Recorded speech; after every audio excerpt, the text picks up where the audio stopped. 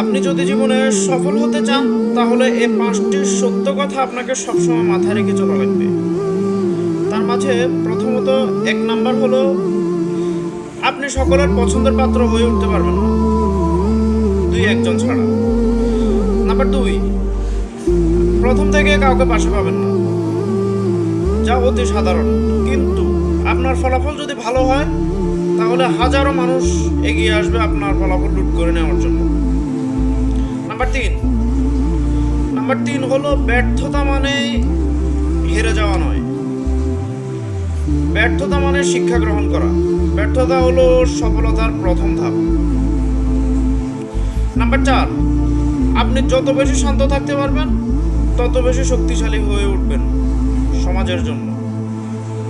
Number 5 number 5 হলো, একদিনে সফলতা চলে আসবে না আপনার দুয়ারে, ধীরে ধীরে সফলতাকে আপনি গড়ে তুলতে হবে। প্রতিদিনের অপেক্ষাই হলো সফলতার মূল চাবিকাঠি।